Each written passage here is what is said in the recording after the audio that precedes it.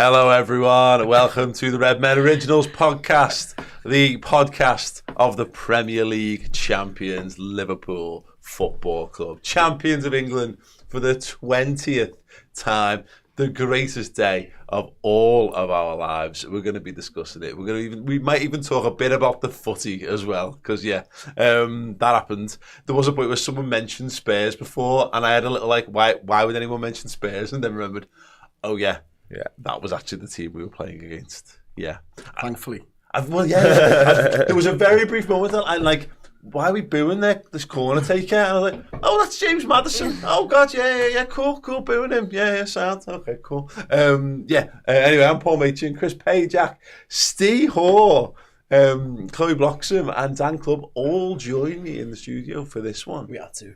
Had to be done. It had to be done. It's a special one. Yeah. We've been waiting for this one for a long time, haven't we? As a group. Forever.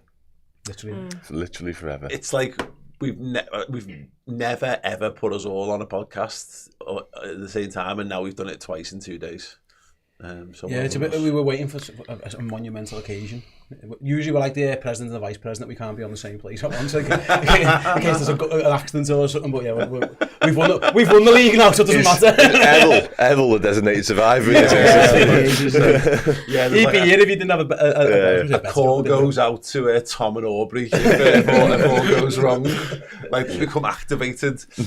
Sleeper agents. Thank you so much, everyone, for joining us for this one. A couple of things that we want to get off the way up top before we delve into the chat. First and foremost, we're offering a free month over on redmenplus.com. We've got some boss shows post title celebration so you've got the final word from this morning, which was Steve, my dad, John Machin, and Steve Plunkett.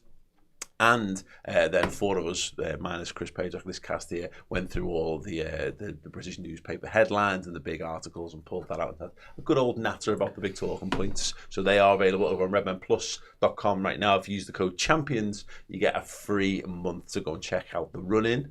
I think it's worth saying though as well, it wasn't just like a normal final word, was it? No, it was special. It was John and Steve actually seen Liverpool win leagues before, and like many of them, your dad mentioned like he's seen 15 of them now, plus a second division promotion into the first division. Steve Plunkett's seen around 10 of the 20, and so I was like trying to put this one into like historical, with it placed in the pantheon of Liverpool, like title wins was the most unexpected one. And yeah, maybe it was, maybe it wasn't, but yeah, fantastic. So yeah, go and join Plus, monthly captain, use that champions code and go and check it out. If you want a history lesson on Liverpool, because listen, a lot of people are younger than us and maybe don't know the significance of it. So two wise old guys who know exactly what they're talking about. I was like sitting under the learning tree. I'm old and I'm not wise, and I was sitting under. It was like sitting under the learning tree. It was fabulous. I honestly, it was probably the best final word I've ever been part of. It was magnificent. Yeah, that's it. Says redmenplus.com, captain monthly. Use the code champions. Fill your boots all the way to the end of the season. A couple of the things: our champions merch range is available. There will be more to come,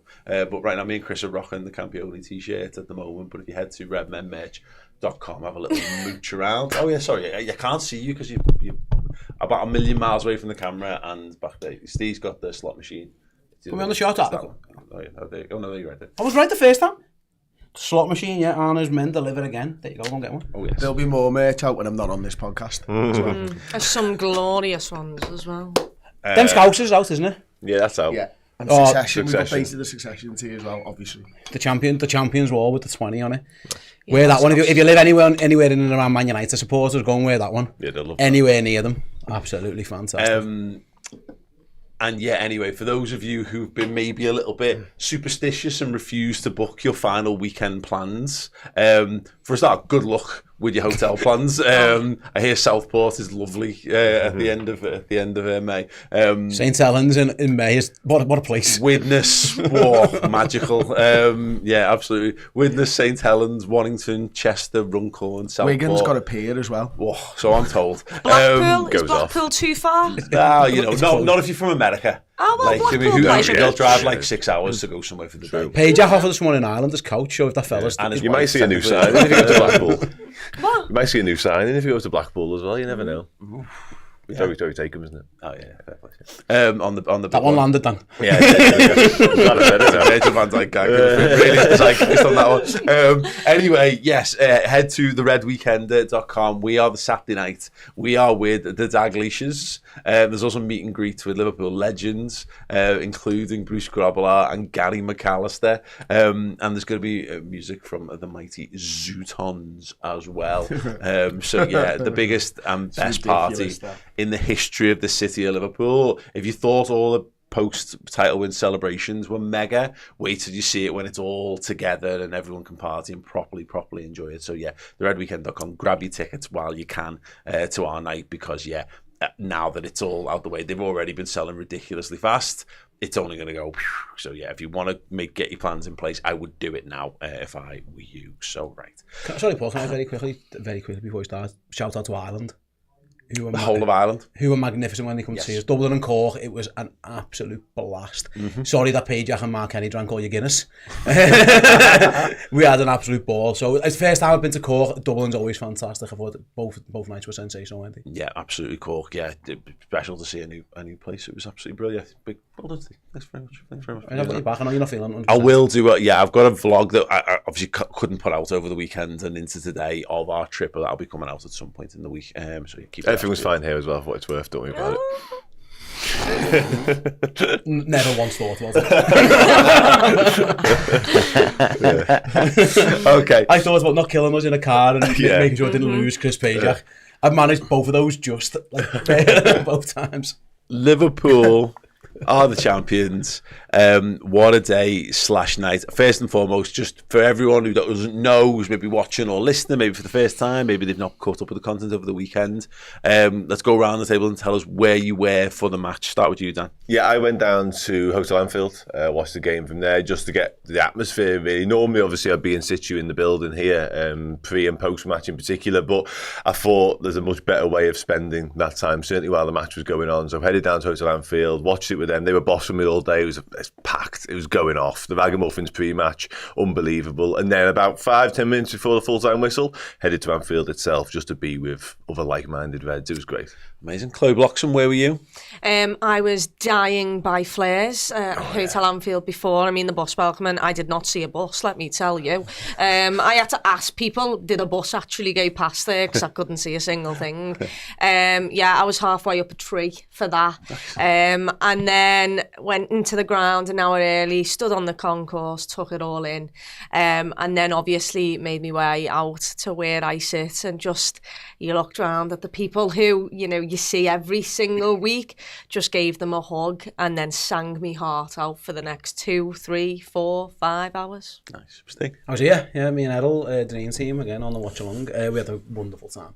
We really did. And then obviously after time, we went down to Anfield to meet you guys. So yeah, I managed to spend it in the time. We'll talk about it later, of course, with all the people in the chat. Actually, it's cool on the watch along. You have the regular names that appear all the time. So having all them who've been here through the dark times as well, ups and downs, it was pretty cool. And then me and Errol have sat here on the final day of the season, I think a couple of times now, and it's not gone our way. So for it to finally go our way together with me and him, like really good friends, and yeah, it was a pretty special Why one. does it stink of booze in here? Because my champagne sprayed uncontrollably, like not a euphemism. I can't. No, not even a euphemism. It was literal. So, do you want the story now, or do you want to say? Okay, so I'll be honest. There was no secco because I was driving.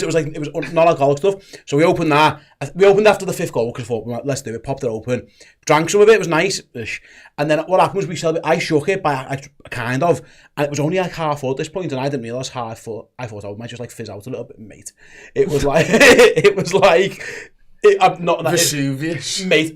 But I didn't realise, and it was pointing at all the equipment, so I had to spin it away from the equipment. But in doing that, first I pointed it that way, and I noticed there was a Robbie Fowler signed shirt, so I turned it around that way, even worse, and it just sprayed that wall. For future reference, the equipment can be replaced. The signed shirts, not so much. Yes. Yeah.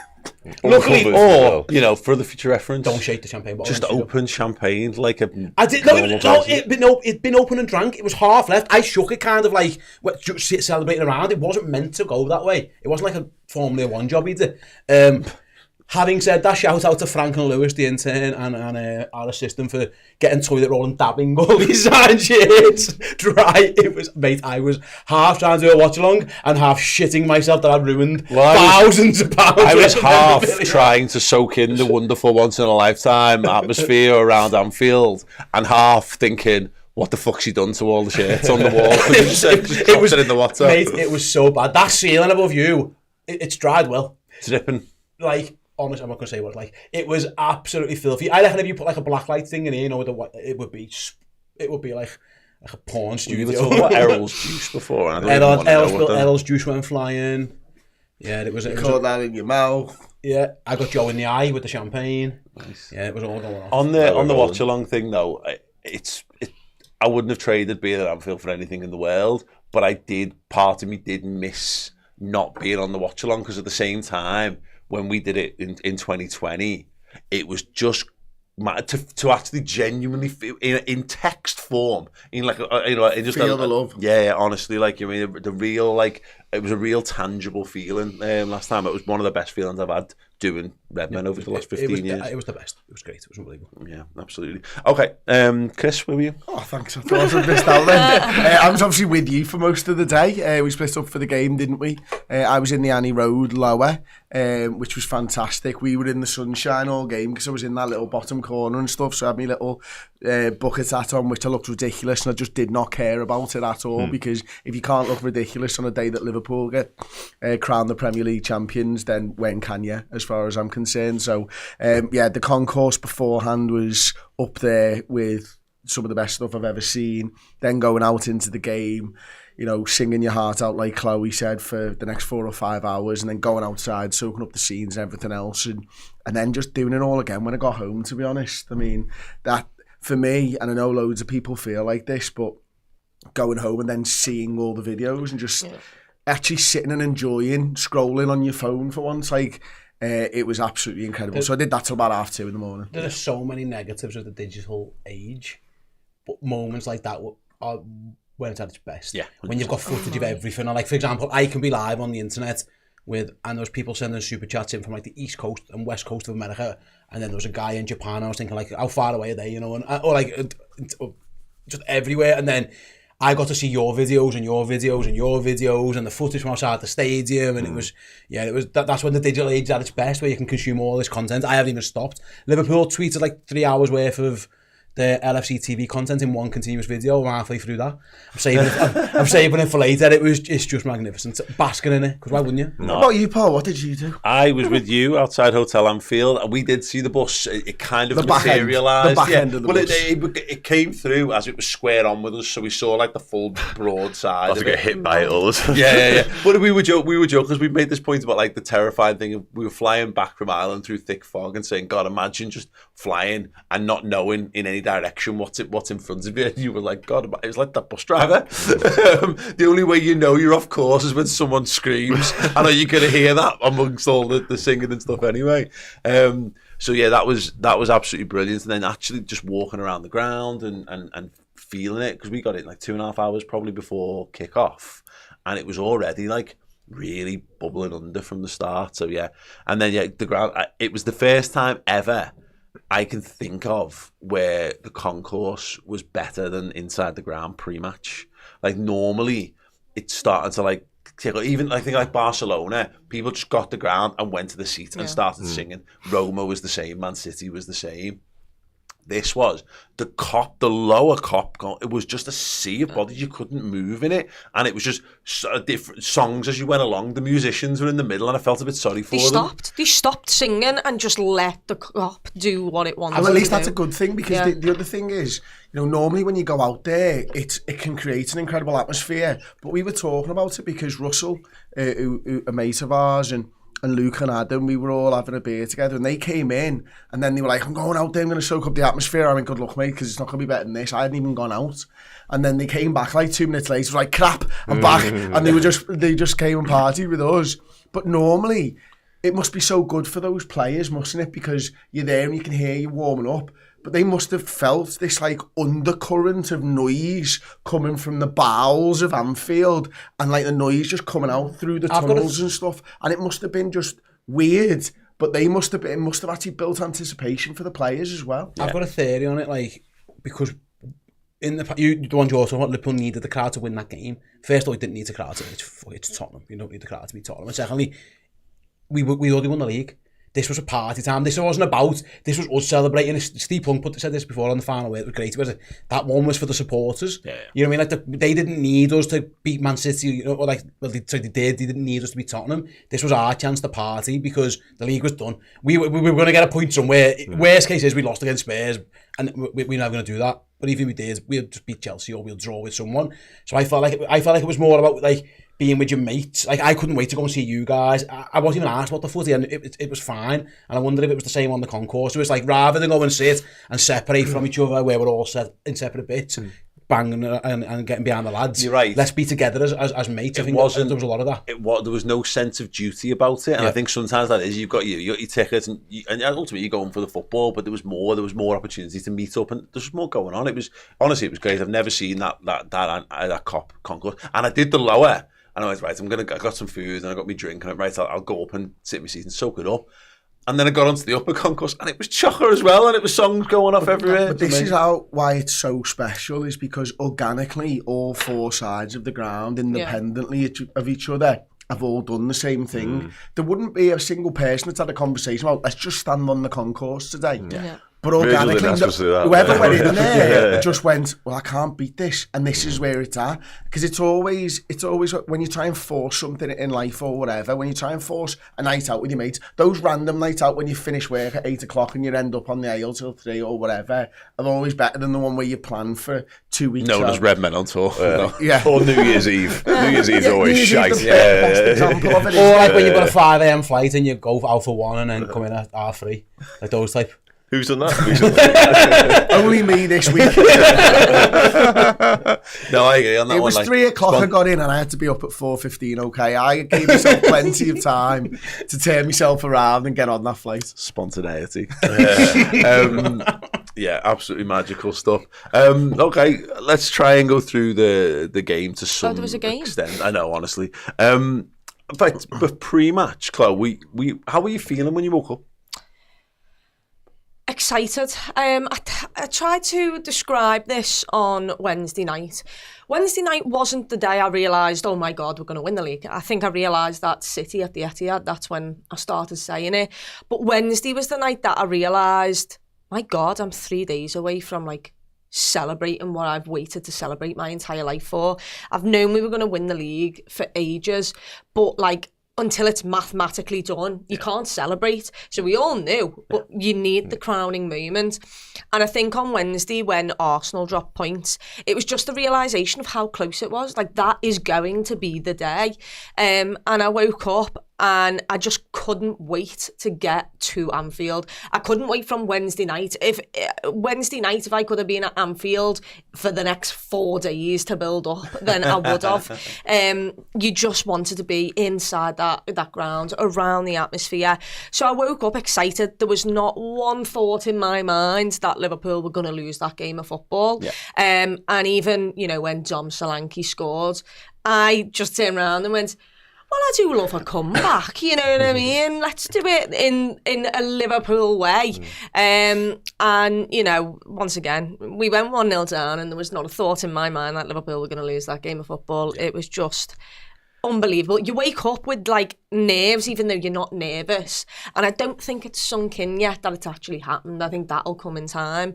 But yeah, I didn't get much sleep because of how excited I was, but when I woke up I thought to myself, today is the day. For me, I woke up like a kid on Christmas, like looking for snow. Like I opened the curtains looking what the weather was like, and it was like sunny, wasn't it? And I was like, great day to win a league title. This is fantastic. Yeah.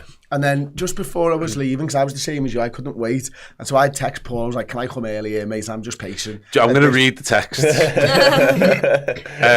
I have too much nervous energy to wait till 1:30, ha ha ha, which I ignored. Second one was at 7 minutes to 12. At 3 minutes past 1, you just put, can I come now, please? I've been pacing for 15 minutes and Catwood's rid of me. Whereas I was very much on low power mode because I woke up with no voice, feeling like shit, and I was like, right, I I was like Mo Salah in his hyperbaric chamber preparing himself. I was like in a big steamy bath and I was having lem sips and all that. And I was like, no, I didn't speak to anyone in ours other than like whispering I'm going for the bath to try and sort myself out. So yeah, you come bouncing in all full of the joys of spring and yeah. I was blasting Not 19 Forever and my dad walked in and was like, you're going to have to turn that off. I've been up since 3:30 because I went to work on the earliest to be back in time for the football. And he made me turn my music down so he could get a nap in before the footy kicked off. I don't blame him. You mean you're living in his house. That's true. I think that's good. But at the same time, I'm sorry, but I bet that bangs with your mates. Like you mean, God, yeah, Dad's right. And I'm like, that sounds like a very sensible approach from the man. You're arguing with 4 dads. If anything, you looked at it lasted that long. I thought it was quite rude, but you know. And the other thing that I did, I spoke to my kids just before and they were talking about it and they were like, are we going to win the league today? I was like, we're going to win the league today. And then I started to tell them how much it means to me. And I was like, I was tearing up going, I've waited all my life for this. And I had to turn around and like wipe a tear away from my eye. And they're like, are you all right, Dad? I'm like, yeah, okay. I've just waited a really long time to celebrate with my friends and the people that I fucking love and with Anfield and stuff. And then I ended up leaving like it was mad. The best part of the I don't want to say the best part of the day because that's part 2 in it. I'll shut the hell up. That would have been very you though. It would have. You were edging into it before. It's been a weekend. To be fair, he did ask you how you felt when you woke up and you got to like 15 minutes into the game. I know. Tom Solanke's goal is 2 more points away. However, I did mention Diaz's equaliser. You just did. He did. There we go. Brilliant. And I certainly didn't mention it. We had a couple of super chats, some really big ones as well, which I want to get to before we carry on with the game. First one was Candeon. Says, what a day to be a Red. Much appreciation for all the work that goes into providing us with content. Imagine being us from West Virginia, USA to Liverpool to the world. Thank you so much for that one. Anyone else singing a song with West Virginia in the lyrics in the head? Take me home. No, it's a United song. I'm still singing Free From Desire. I'm still saying, you're not 19 forever. Anyway, onwards and upwards. Right, I'm going to need a hush from you for this one because they've just super chatted us $120, which is absolutely ridiculous. Thank you. Thank you so much. Thank you, lads, for leading us, and lasses, for leading us through the journey over the years from all the folks who live around the world but love Liverpool. Thank you so much for that comment. Thank you for the comment. You're amazing. It's all right. I'm one of the lads always you are one on of this you podcast. Are. That's always happened. I'd argue more laddish than me. Yeah, probably. Yeah, definitely more Scouse. Yeah. Yeah. Thank you guys for that. Yes. So pre-match atmosphere, we touched upon it. Chris, I'm really glad that the club didn't do the same thing that they did for the Champions League game the other week. PSG, where they shit the bed and moved the coach. And they've done that a couple of times. They did it for Madrid earlier on in the season as well. I think the fact that when we got there early, it was lined by police, they had the barriers out. I was confident that they were going to go through with it. But there is that moment where you get into like 20-3, 10-5-3, and there's people starting to text going, does anyone know if it's coming? And there's loads of people around going, oh, there's no way this is coming. And then it starts to bubble up, and then all of a sudden, you said, we'll notice when the lads round the corner, they'll see it first. Yeah. By the time they clocked it, they were enshrouded in thick red smoke. We didn't see them. There was no way we could see those lads. And that's it, isn't it? That we walk down and we walk down the road where you can see the sort of King Harry at the end of it to sort of cut through to Hotel Anfield that way. And I was saying, you look down there and it's already smoke going off and everything else, and you can hear the noise and from sections of players, and just walking down the street behind Anfield to even get there, there was this just incredible buzz about the place that, you know, we've been to some of the biggest games, all of us here, that Liverpool have ever had. This was on a level outside the ground that I've never seen before, because I don't think there's ever been, and I'd love to know the actual figure, but if there was less than 100,000 there around the ground, I'd be surprised. It was ridiculous. Like nowhere normally has that many outside of the people who were going to the games. You felt this, and then when we got there, you know, the songs were going and everyone was just having a good time, and Yeah, it was just bloody special, wasn't it? Yeah, no, it absolutely was. You know, there's a case, I think it was from my dad said to me when I rang him last night when I was done with work, and he said there's a chance there was like another stadium's worth of people just around. Comfortably, absolutely, yeah. I would be shocked if there weren't 250,000 people around that stadium before or after that game, during that game. The streets were rammed. Like, I've never seen it like it in my life. I thought it was funny because we're getting a little bit ahead, but like the post-match stuff, in my head, I could only place it as busy as the busiest European win. So like Dortmund, when people used to be on top of the containers while we were filming and jumping up and down in the street to be just filled with bodies. But we were saying this as we were walking away. Clearly, like the great coach greetings of the 17-18 season, people just came to do that. And then obviously they went and filtered out into countless pubs around and maybe back to the houses and stuff. But yeah, it was heaving and special. But even the city as a whole, because we were away for 3 days. And when I went away, there was no flags or banners in people's windows. And we came back and half the city's painted red again. Yeah. And I was like, oh, wow. Well, they've had a good busy few days, haven't they? Yeah, 100%. It's just magic. We do it so well. Like all of that stuff. Okay, the game. Steve, Hi. Dominic Solanke. Yeah. There's a guy, Darren, who sits behind me, and when that goal went, he was just like, "This is great, no problem, good on them, give us something to do," you know. And I couldn't really agree more. It being an ex-Liverpool player meant that I didn't actually care as much, you know. So there's no one I hated who did it. If it'd been Richarlison, I might have been a bit annoyed by the whole thing. If it had been Richarlison, we might have won 10-1. Because the ground, it went to another level anyway. Yeah, but it could have gone further. But what it did was it gave us just enough jeopardy to make it a proper football match. It also, I think, was the best thing that could happen to us. Yeah. Because when you only have to draw it, what do you do?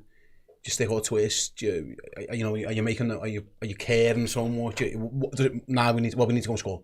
And then when we score, then it goes from there. So I think it was a good thing. It was a really, listen, if you're wondering about like the marking and the conceding of the corners, garbage by Ibu, and then the marking of the corner, Diaz against Solanke, that's something Arne Slot will need to look at. Because that's twice now where their big lad's been marked by one of our little lads in a few weeks. Just on that, did anyone notice Szoboszlai then took that on for the next one? Yeah, they swapped it. But, which is clever, considering we've been talking about this for a few weeks as a weakness. So it's weird because the stats come up, like, again, I'm watching on TV, like Liverpool are one of the best teams at defending corners, just like we don't concede many, and Spurs score loads.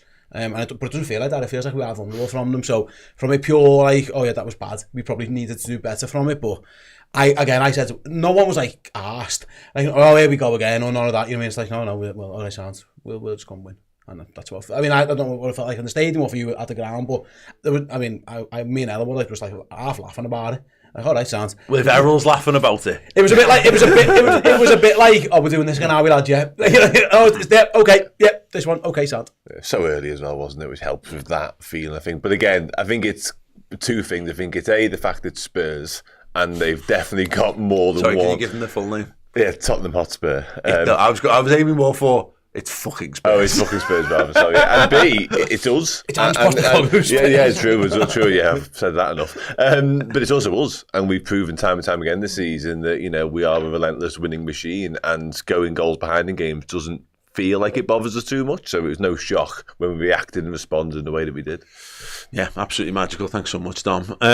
It was also the only time I could hear myself think for about the 3 hours up until that point. It was the first time I was like, oh, there's no noise. Well, did you see Matt Ladson's... Nice. And then I was like, fill this noise. Yeah. Matt Ladson's cop song thread. But it's brilliant, but there's a 3-minute gap of no songs. Oh, that's when they scored. Yeah. And all of a sudden it went again. Yeah, it's good, that. Yeah. I think it was good, Claude, that we turned it around so quickly, because everyone was super confident. I'm with you. It never even entered my head for a single second we weren't going to win that game, even at 1-0 down. But... you know, if we don't just go down the other end and score, it could have become something, but we nipped it in the bud. Okay, it needed VAR, which kind of kind of threatened to rob a little bit of it, but at the same time, I still probably celebrated the VAR decision almost as much as I've celebrated some goals this season. Yeah, and the best part is that we didn't actually celebrate it when the referee did his little VAR motion. We celebrated it when people had turned round to look into the hospitality section, saw the TV, the green line, and then you see the lower Kenny, the main stand, all stand up and give it, and then the Annie Rose end and the cop joins in, and only then do you hear the whistle and him then say VAR, and Diaz runs away. And I think we were speaking about this, like, who do you want to score? And I was thinking, well, who's going to make it the maddest celebration you'll ever have? And Diaz was one of the lads in my mind, and it's a beautiful goal, by the way. I mean, Mo, a couple of minutes before they score, Mo has a lovely one too on the edge of the box. He gets inside the area and goes just past the post. And this time he's, on the byline, and, we make the underlying run with Dom. It's a great reverse ball, and Diaz, so lethal at the back post this season, puts it in the back of the net. It's a brilliant team goal. Yeah. It's brilliantly worked. And yeah, from there, when we got when we drew it level, it's mad because you don't usually celebrate equalisers like that, but that one equaliser was putting us. I wouldn't be surprised if they brought up the graphic on Sky Sports that had champions in gold as soon as we scored that Diaz goal, because they love doing that. It was one of them where, like, it was so easy to score. Yeah. And I was funny because obviously you don't get it. We were in here against Studio and play through, and I was like, oh, that's tight. And I was like, he's onside, lad. Like, straight away. And I was like, what do you mean? Because I was looking at the full-back. And I was like, what do you mean? He went to centre half playing him on. I can promise you, Errol was celebrating after like 3 seconds. That's funny, because we had the TV on. And we had the volume on a little bit. And before, obviously, we heard the cheering of the crowd before the ref gave it. And we're waiting, and I was like, that's a goal. And he went, what do you mean? I was like, you can hear everyone's celebrating. Someone knows something. Yeah. I think Arne Slot gives them the little thumbs up that it's a goal as well. And then Diaz is off, the vamos, straight away. So that's when VAR's at its best. The crap VAR is when they give the goal and then check it and then give it again. The VAR when they don't give it and then it reverses. Yeah. That's like the good side of VAR, because we didn't rob of a legitimate goal against Tottenham again. The way I've always done it is I normally watch the boxes in the Kemlin. Sorry. The King, the Sir Kenneth Dalglish stand. Just to give it its old name. You still didn't get there. You close. Whatever. It's fine. It was always the Kemlin for me. So I watch the boxes in the Kemlin, and because they do what Chloe said, they've got the tellies in the boxes there. But it wasn't. It was. I think it all started with our coaching staff. I think they were the ones, because they weren't watching them. This time there was people turning around watching the telly, but the others were pointing at Slot and the coaching staff. So that then triggered the Kenny. The Kenny then triggered the main stand and the cop and Annie Road all at the same time, and everyone just went absolutely mental. I saw, I think it might have been Robertson looking over, and he asked the question, and he went, and give it like a thumbs up nod, and I was like, oh, someone's told me. And then I think just after that, it was just like a semicircle for me. I saw it around the dugout of people just obviously all got onto what we got. It was just brilliant. Can I say something now? This is the only time we should mention Tottenham in this. They're fucking crap, right? Yeah. And you can carve them open at will. And that was honest to God, they get battered more than any team I've ever seen get battered. That's what they do.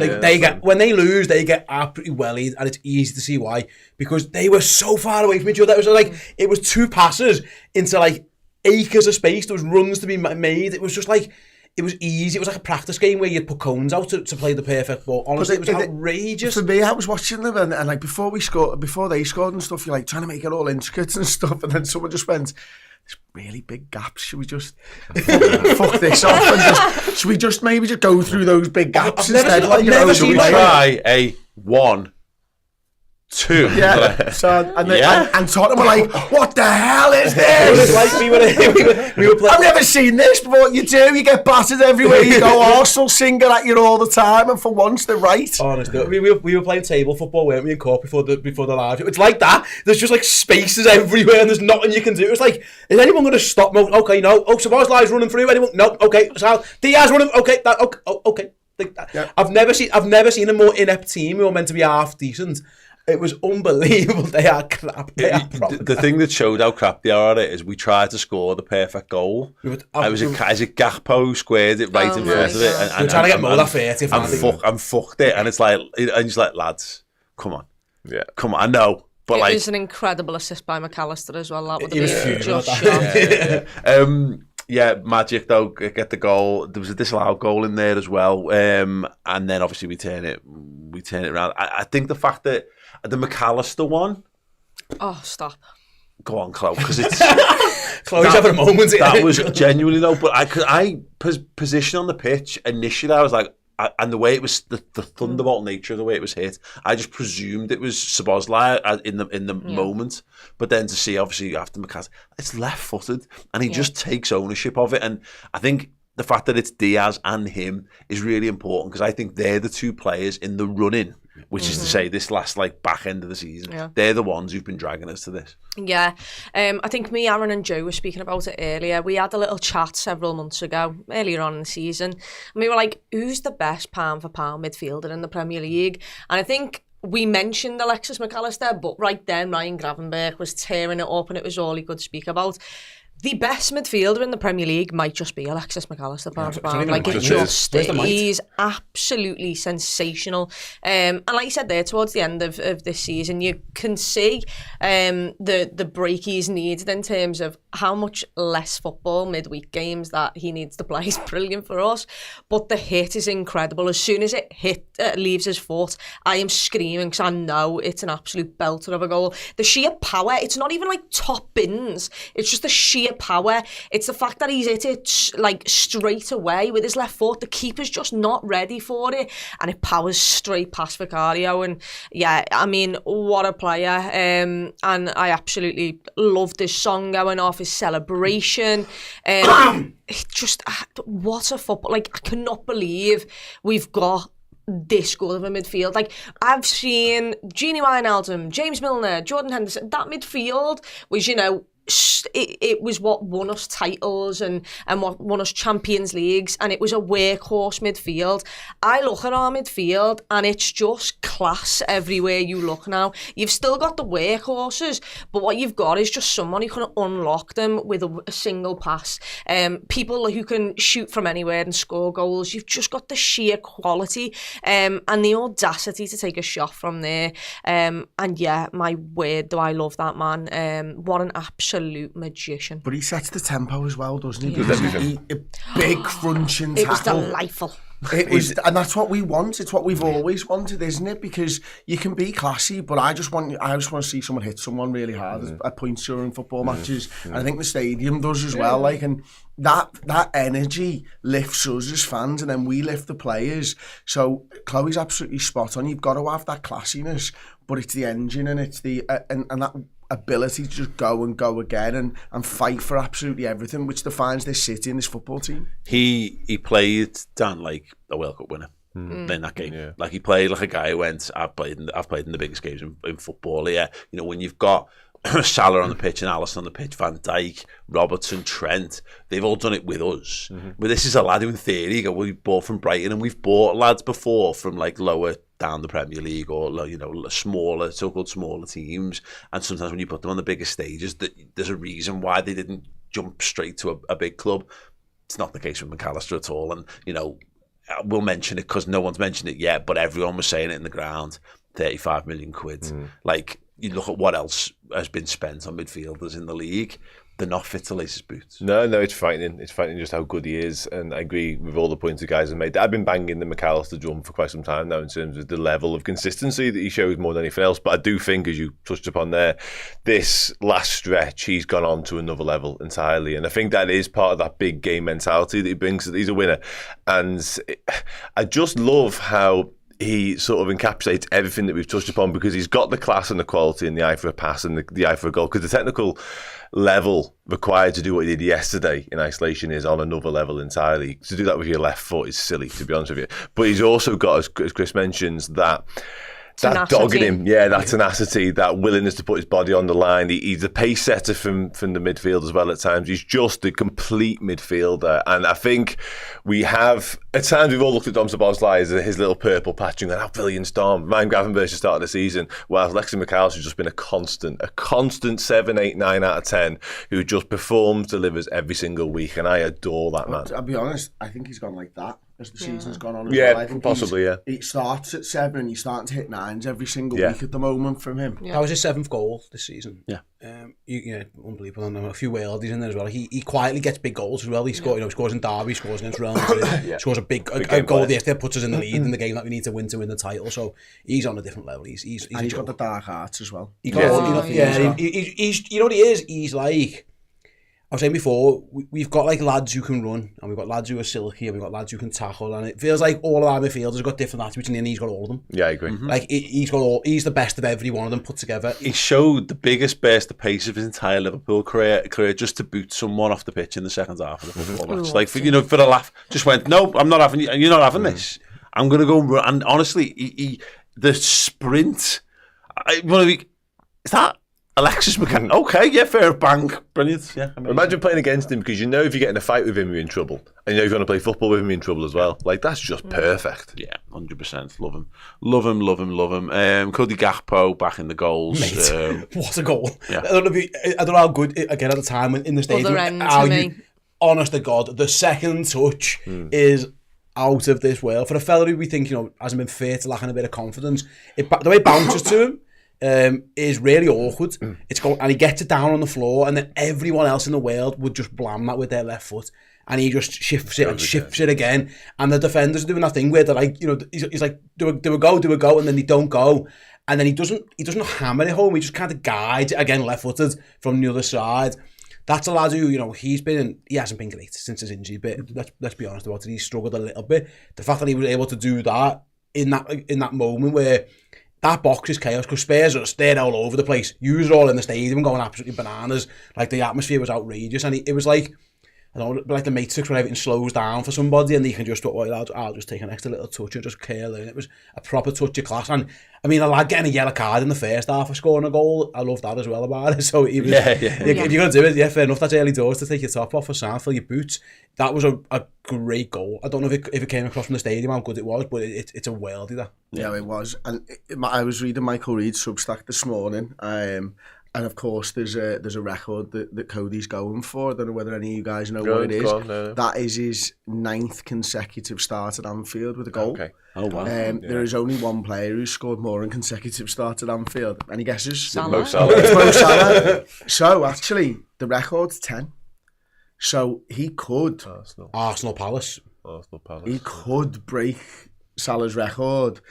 Salah has done it twice though. Salah's done 9 and Salah's done 10.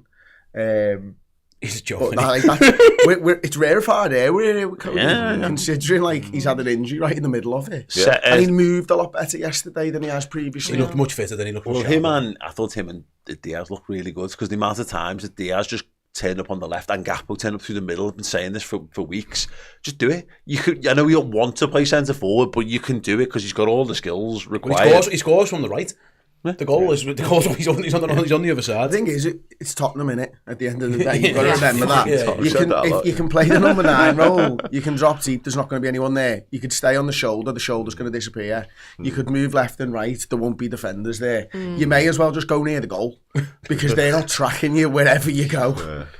17 goals in all comps for Cody this season. It makes him our second top goal scorer in all comps. Good season. That's ridiculous for like when you think of how long he's been injured, or you feel like he's not being up to the pace that he was earlier on in the season. Like, it's if you can get to 20, that's proper that. Well, again, honestly, I said the other day, didn't he? Mo Salah scores from the right, and if you combine Diaz and Jota as like one fella playing left wing, that's a lot of goals coming from our wings. It's different, because it used to be Mane and Salah, no one else played.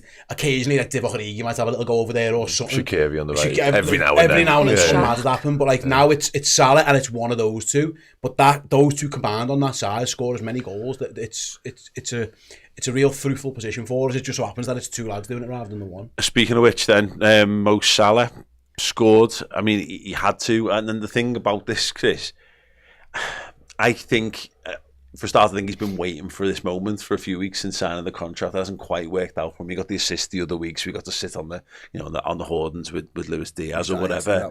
But it feels like Salah's actually ready to embrace the megastar that he is a little bit. It sounds that, but going and grabbing the phone and doing the selfie thing. It's not even about that. Players have done that type of thing before, but it's very un-Salah.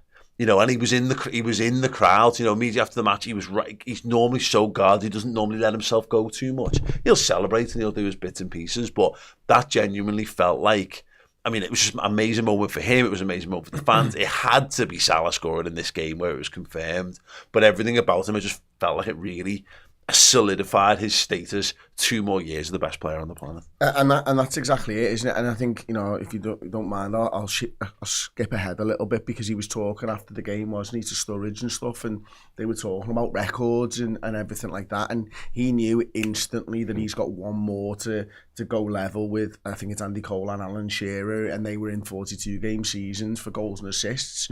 So he knew that instantly, and I think the team knew that today as well, by the way, because I think they've all woken up to a group WhatsApp saying, I need this many to break the record. If I can do it on the day we win the league as well, that would be fantastic. By the end, when they were all trying to pass to him. Yeah, I'll buy you a little coffee at the desk. I won't buy you it, but I'll get them for you and I'll hand them to you and stuff. So I think I'll do a little selfie, get your Instagram numbers up. Yeah, exactly. So Salah knows exactly what it is, but you're right, because the difference is we've seen a focused Salah for I don't know how many years now. And this one seems to, this version of Salah, there's a freedom to him at the moment, isn't there? Because, for a start, he's realised the dream. He told us at the end of last season, Dan put a great tweet out, didn't he?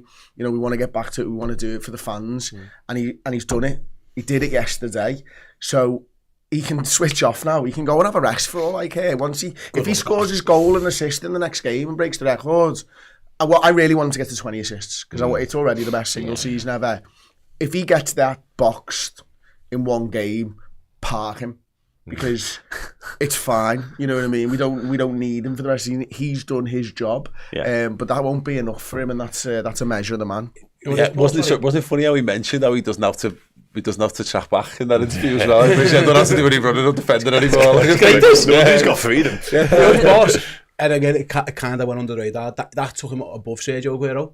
In terms of like the foreign Premier League scorers, like he's number 1 now in terms of the foreign players who've come to the Premier League. You only need lads who are above him. I think there's 4 English lads above him. Kane, Shearer, Cole, Rooney, and he's going to catch at least 3 of them over the next while. So, and he's very close to him. He might get Andy Cole against friggin' Chelsea if he plays his cards right. So it's just another day where Mo Salah breaks another record, and I'm so glad it was a great goal and they got his goal, because he's the reason, not the only reason, but the main reason why we've got that trophy there is because how good that fella's been. He's put in an all-time Premier League season. It probably is the greatest Premier League season ever.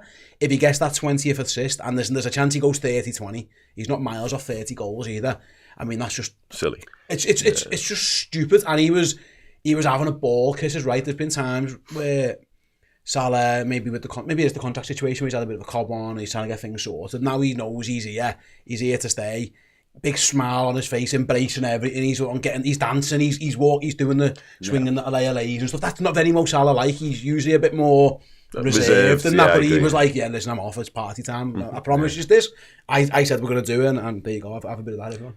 He's played 34 games in the Premier League this season. He's got 28 goals and 18 assists for a combined 46. 2 of each in 4 games. It's doable, man. It's very doable. Yeah, just hope. It's for that like 30-20 number. That's heavy. That 50's heavy. Well, a little 30-20. Oh, sorry. What was Haaland? What was I Haaland's forget goal? about that. No, don't What was that? 34 or 36. And that's from a striker. Yeah. Like, he didn't have the 20 odd assists. And he didn't. No. Yeah, exactly. But 30-20 that's a striker. That's It's a joke. That's that. Again, this is why it's the Henry conversation. You know, because Henry did a centre forward, he did a bit of wide playing all that in terms of an all round, what you call a forward rather than a striker. I think is probably the right way to describe them. How are people making? How can you argue that he isn't the best? Do you know what foreign player? I am scared though. Nostalgia. Oh. Because you've got everything now, the numbers, longevity, etc. I'm biased. People being biased. Yeah, He's got the silverware twice. He's won it twice. He's golden boots. Yeah, I've a bit of the golden boots. I've got 3 of them. Is it? I've won I've won honours, I'm doing the assists, I'm having the greatest season ever. I have scored more goals than any foreign player. Consistently done it for how many seasons? He is the greatest Premier League player of all time. It's not. I can't believe anyone would argue. And I was the biggest Thierry Henry fan of all time. Like I used to put my socks over my knees playing footy.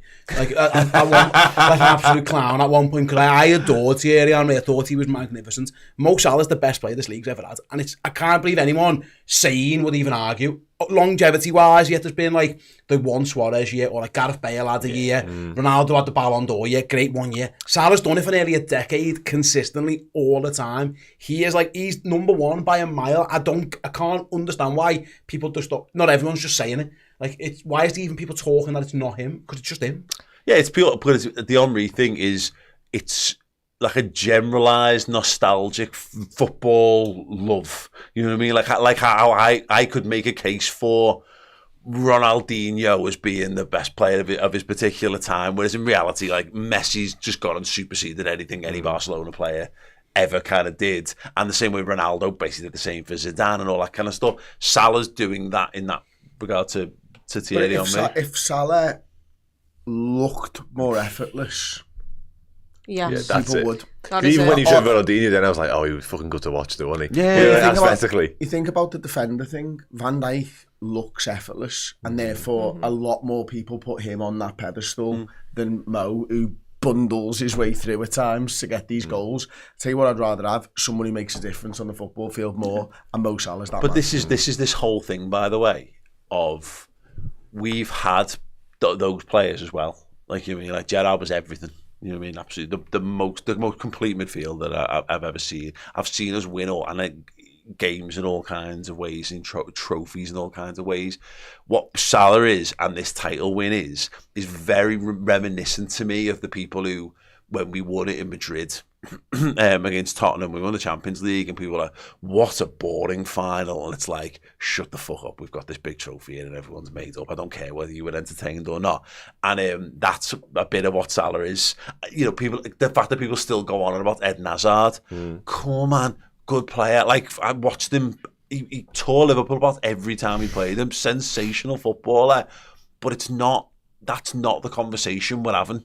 We're having Salah's everything. I agree, Steve. We got some stick, didn't we? Me and Chris made the point out there. Like, after he signed the contract, if Salah falls off, and it was like he becomes... Hang on a minute, you were trying to distance yourself from this point when it came out, and now you're trying to say it was both of us. No, I said he'll be a good Premier League player, and then you said he'd be Bukayo Saka, and you got a bit... Well, you got more stick than I did, but I was like, that isn't a diss at Bukayo Saka. No. It's really good. It's how good Mo Salah is, that if you halve his numbers and he gets 15 goals and 10 assists, most wingers in the league would adore those stats. This fella is on a different planet. He's a once in a lifetime freak of nature unicorn type player, the likes of we'll never see again. He's outrageous, and like, yeah, I don't get it. It's because he plays for Liverpool. That's what it is. Let's be honest about it. Like the disrespect on that he gets all the time, and I don't know if he knows it, he feels it, he cares about it. But the only way he can do it, he just keeps breaking records. You said before, only Mo Salah. That's that. He's just on a different planet. 20 years from now, though, is the kind of it'll just be accepted. Feel for all of the Barclays men now. That's what we'll feel 20 years for Salah, and that's when you'll realise there aren't players like him anymore. But this is the thing: we had this, and this team. He's no Mortongam's pedestal. No, he's not. People rave about these things just for nostalgia. This team that Klopp has made and Slot has now taken on. Bettered. Yeah, but what that did was I've been loving footballers, and I've been going into arguments for 20 years that Liverpool's players were better than Manchester United's players. So I was going to bat for Sammy Hippiers and Robbie Fowlers and Steve McManamans and and Jamie Carragher's and they were all fantastic footballers, and I think as good as anything. But when we got this current crop, I then looked at them and went, oh God, yeah, that's what it looks like, isn't it? And so we're now it changes assessments of what went before, and unfortunately what might have to happen is Salah might have to go, and we'll get someone rubbish, and we'll go, and you'll realise what you've lost down. I don't think it's Liverpool fans that need to understand it. It's also worth mentioning, you might get someone good. and then I go, yeah, he's good, but he's not Mo Salah. Yeah. Like, he's just an absolute genius. I thought yesterday, the way he played the occasion with a smile on his face. I mean, taking a selfie halfway through the game is taking the piss, isn't it? If you think about it, like, it really is. If someone done that against me, I'd be like, mate, it's borderline disrespectful, but, like, who can say anything to him? Exactly. Because like, what are you what? I'm sorry, mate. I'm just busy winning my second Premier League title. My third PFA Player of the Year that I'm going to get. I'll have another golden boot for give me that as well. While I'm at it, give me that assists award as well. It was Destiny or Doggy's going to come have a little go at him. See you later, lad. You know what I mean? If I want to take selfies, I'll take fucking selfies. I'm the king. I can do what I want. And it was that type of performance, that type of game where it was like, yeah, get on me. It felt like Mo Salah was feeling a little bit of Mo Salah, and he's entitled to because he's a genius. He was full blown to lower the tone, swinging his dick around. You know what I mean? It was like, this is long since lowered. We did that early doors. Don't worry about that. But you ain't thought this is me. I said he's a megastar. I'm a megastar. This is my stage, and these are all my people. So look, welcome. This is what I'm going to do. All crack on with it, and that is very Messi holding the Messi shirt up. You know what I mean? Like that kind of stuff. It's Ronaldo doing the Sue. It's that level of like, you can only do that when you're like that level. Because otherwise you get branded a prick. No one thinks Mo Salah's a prick. Everyone just goes, yeah, fair enough. Like, what are you going to do about it? One just little note on something. I saw a tweet from someone because there was a video doing the rounds after the fact of Darwin Núñez pouring champagne on Salah that went mega viral. Apparently it was non-alcoholic thing, which I know was a big issue for someone. I just wanted Liverpool to know what we were talking. Liverpool use non-alcoholic stuff. I think Salah just don't want to mess his hair up for the 100%. Or it burns off those patches that he's had filled in. You know what I mean? Like, what does alcohol do to them? Not supposed to get fake champagne on. Udoggy. Nice. Dude, there's LFC TV. I'm robbing that off LFC TV's commentary, that one, to be fair. Very good. Cake icing, pity, just let Mo Salah score it. Anyway, the full-time whistle. What did it mean to you when that full-time whistle blew, Chris? How do you put that into words? It's going to be a shit podcast if you can't. It was a massive fucking relief, I think, first and initially. And I'd pondered how I would feel going into the game, and I think I was right.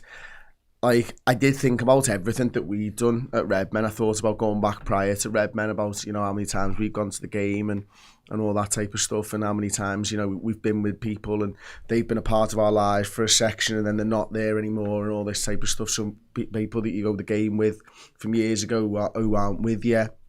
I thought about Gerrard's slip. I thought about us being in there in the last games of the season and not winning it, and I'd thought about all the highs and lows that we've sort of gone through as a fan base and me personally as a fan. And, you know, I was so close to tears when a little bit later when Slot sort of did the speech and stuff, and we'll come on to that, of course. But I think that final whistle, it just felt like it was a whistle, but it was also just a line in the sand for me that just went, leave that all in the past.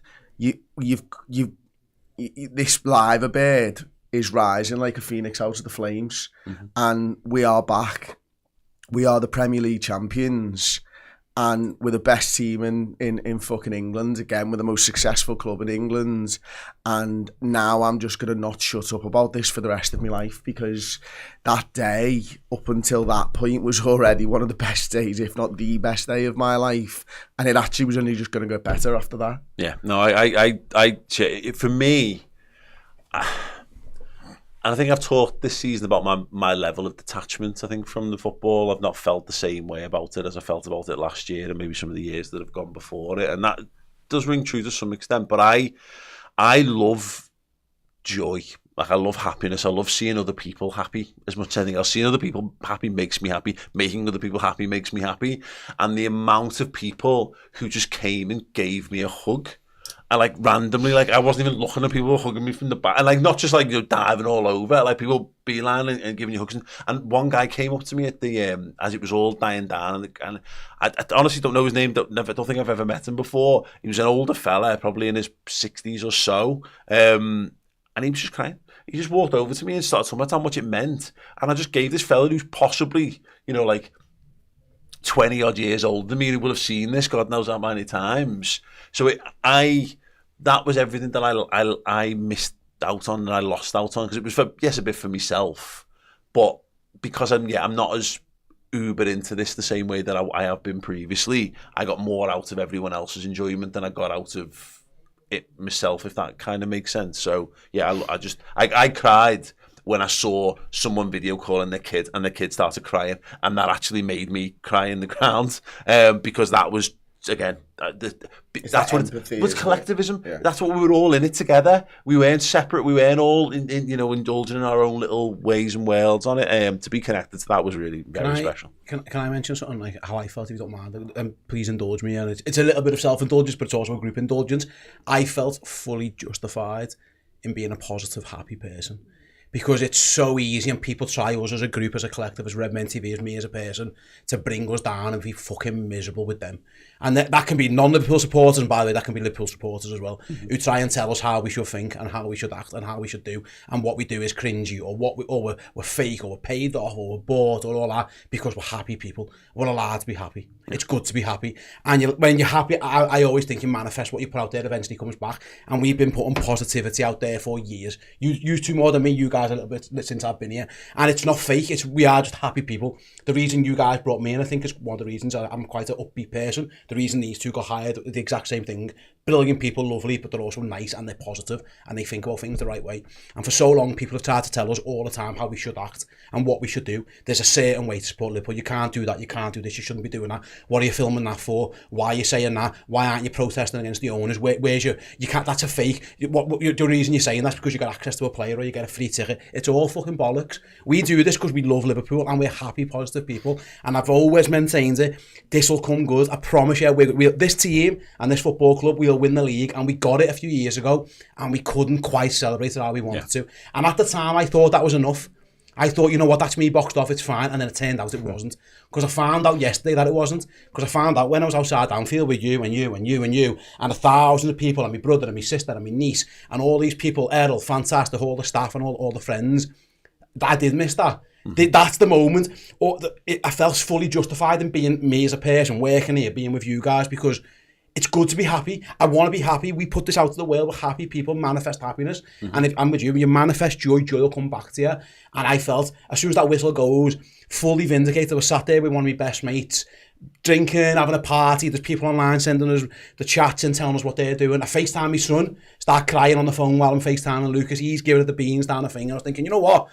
I am so happy right now. I was right. I knew I was right. Because if we'd have fucked it up again or something would have went wrong again, I would have felt like, you know, maybe they're right. Maybe maybe we have to change this. Maybe I do have to go to the barricades or something. And I'm so happy that we didn't have to do it, because now I feel justified in how I've acted as a Liverpool supporter since as long as I can remember. Can I thank that beautiful Steve? Thank you so much. Checks in the mail. Can I just say on this, by the way, because I think this would be an opportunity for people who absolutely fucking wank themselves to death over the owners to fucking crow here. And I don't want to. I'm not going to thank FSG for Liverpool fucking winning the league. They just own the fucking football club. Liverpool should be winning the league every season. You know, like they should be challenging for it. They don't get the fucking credit for this. The players get the credit, and the manager gets the credit, and the fans who fucking go, like people like Chloe, you go home and away every single week. They're the ones who deserve credit for this. I don't give a shit who owns Liverpool, provided Liverpool are competitive. And once again, we've shown we can be competitive when we get all those things kind of right. So yeah, thanks. I thought those were words just brilliant. See, I did not give them people who give me hate a fucking second. Yeah, honestly. You know what? Not at all. Some guy came up to me. Happy some guy came up to me, and a guy sits by me. Walked in pre-match and said, "Paul, how's it going? I just want to say, seeing the comments beneath your videos. I don't know how you deal with it. You're a family man and all this. It's fucking disgusting." And I was like, what are you talking about? But I couldn't then get into it, so I was left with this real sense of unease before the match even kicked off. And like thinking about that, and I was like, oh, that's because that's not my experience. If I don't look at that shit, that's not my experience in life. As you say, like that. Just I wish I was more like you. I wish it didn't. And listen, people can say, I don't care. They insult me. They can insult me what they want. I hate my integrity being questioned. Yeah. Like I'm not a true person. I promise you. I'm a terrible liar. Oh, I got it today on Twitter. Look at this one, mate. Yeah, I'm just a bad liar. I couldn't have an affair.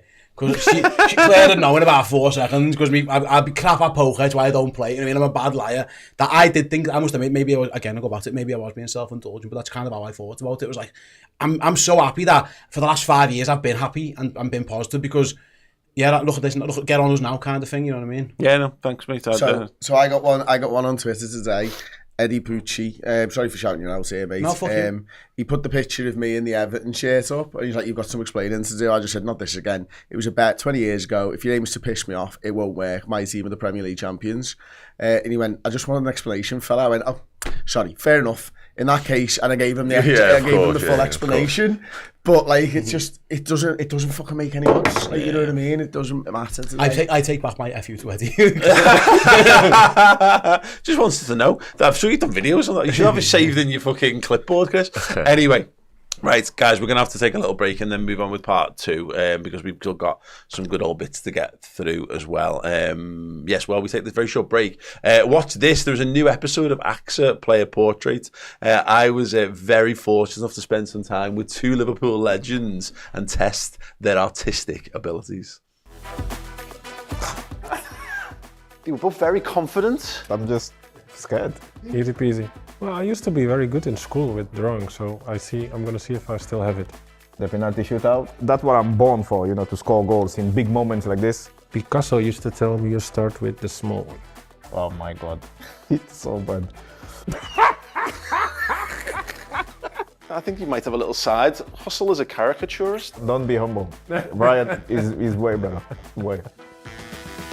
Hey everyone, a new month means just one thing. It means a new prize if you are a Legend subscriber on Redmen Plus. That's right, if you're already existing as a Legend, you're already in the hat, but there's still time to get over there and get involved. And not only Discord access, not only all the boss content, you will also be in the hat for an incredible prize this month. It's this signed retro Liverpool shirt, signed by the brilliant Skippy, Craig Johnson himself, the inventor of the Predator, midfield extraordinaire, never stop running. What a fella, what a story, and what a signature, by the way, as well. Get over to Redmen Plus, sign up as a Legend yearly or monthly, and you will get all the brilliant stuff that we do here, as well as a chance of winning that incredible piece of memorabilia. Take it easy.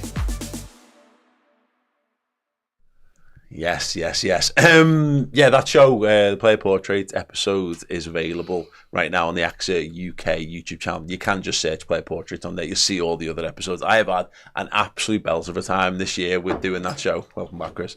It's been an absolute pleasure doing it with some amazing Liverpool players, senior players from the women's team, legends now as well. Jibril Cisse and Ryan Babel, 2 of the coolest cats going. Both surprisingly talented with it, but they're both into like art and fashion and all that kind of stuff. So got to chatting about that. Jibril talking about Istanbul, Ryan talking about his role in like the Besiktas 8-0 win and the win over Arsenal in the Champions League and stuff like that. So yeah, anyway, the link will be in the description. Head over and check that chart and use the comment and say we love Redmen, and you know, mate sent you as well, because it always makes me look good. Thank you so much. I want to be renewed for series 2. Let's be clear on that. Yes, right. Super chats before we get into our favourite moments of the day. Juan Alvito, our good friend. Time to make Redmen a title pair of shoes wearing WA20. Size 10, please, Sean. Yeah, he sends us the customs already, the Redmen ones. So yeah, that'd be amazing, mate. Thank you so much. Will Alexander says, so emotional yesterday, how I always dreamed it. Liam Bento, which poor Liverpool prediction or opinion did you enjoy having them walk back most? Stephen Howson's from about 5-6 years ago. Yeah. They all, honestly, you that video, that you're going in on that video about how they just couldn't recognise how crap they were. It's stunning how much more true that becomes with every passing season. Mm-hmm. I will say Gary Neville. Yes. Yeah. Watching him having to admit that Liverpool are the most successful, biggest club, that was a fun one. I want gritted teeth on it. I was gonna save this for our link for this part of our favourite moments, but yeah, watching I watched the final 15 minutes of the game and then into the celebrations on that I recorded when I got in from the match, and Gary Neville's commentary tone was so flat. Oh, it was But he said delicious. all the right words, Paul. Oh, he said he the right had, words. He had to, didn't he? He had to because Liverpool have pissed the league. This is and he's brilliant. supposed to be a professional. Congratulations. Gary Neville basically being dragged out because as much as he'd love to go on a fucking mini retirement or whatever, like all the Blues did yesterday, he got to go, and actually because his job, the thing that pays him is to go and talk about the footy, he had to go and commentate on Liverpool fucking pissing the league. How many times did you think he tried to book a holiday for that? Or do you think he was like booked next week thinking it would be there instead or something? We've won it so early that he's actually ended up on the game. Like, yeah. And I know I should have said many retirements. I'm sorry, like you did. Oh my God, yeah. It just makes me so happy. Makes me so happy. There is in my head, there is sort of like a producer in Sky with a gun at his head going, you've got to read this, mate. And he's like, fuck's sake. But he's been making a career out of pretending that he's... I mean, he goes... He lets people know he's a Man United fan. He wears that on his sleeve.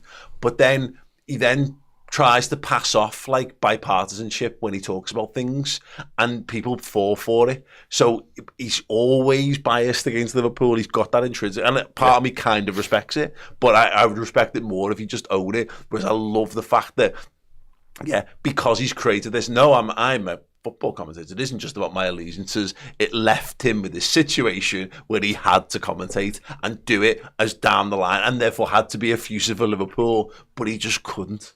He said all the effusive words with none of the meaning. It made it better for me. I didn't want him to enjoy what he was doing. I wanted him to hate every single second of it. Great stuff. Godfather 71 says we do everything better, even when we lose. What a club, what a city, and what a fan base. Proud to be a Scouser. Love you guys, YNWA. Thank you so much, mate. Russ says, what a time. First time that I can remember being able to experience that with my dad and my sons all in one place. Honestly, you think about it, but the reality of it was way more. Priceless memories. Yeah, totally agree on that. Like, my wife and kids came up to the ground, drove up just to be around, and just having them run around, kicking a footy around Anfield where there's fireworks and flares going off. Wow. John Lee David Blackshaw, the hero, the man, the legend, says, thank you, Redmen TV.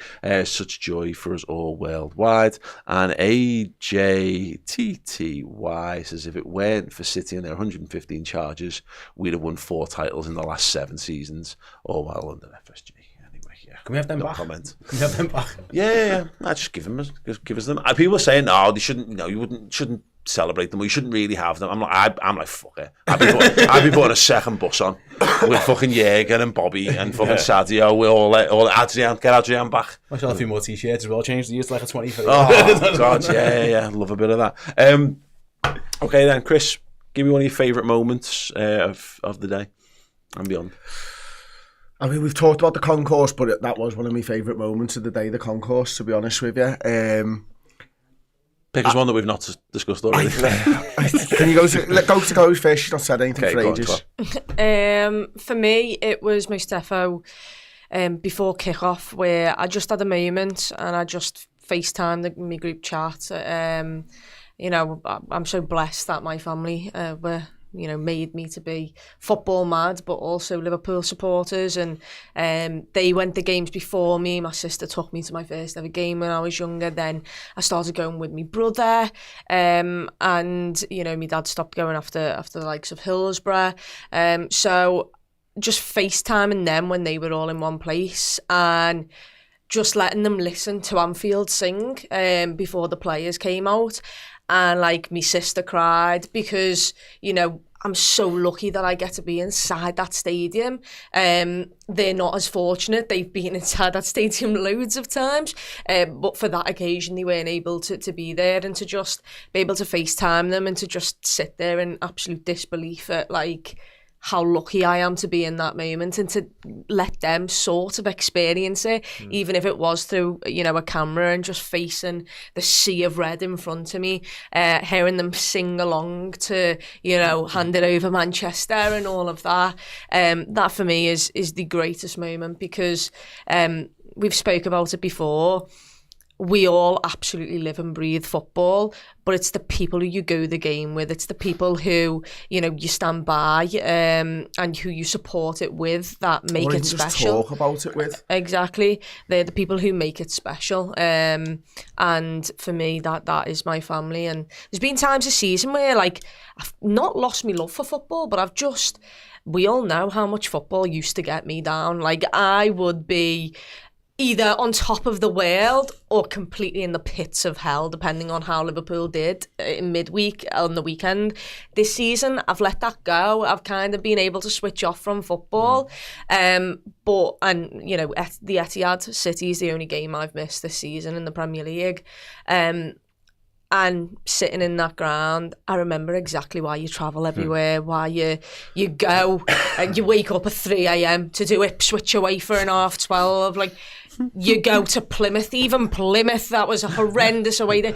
You remember that all of these little moments are just part of the journey, and it's an absolute incredible ride that we've been on, and to do it with the people I've been able to do it with, like my mates, going the game with them, like you take it for granted, and in the moment you don't realise just how special it is, and then the moment actually happens, the realisation happens, and it's just indescribable, the feeling and the love you feel for everyone around you. Yeah, absolutely.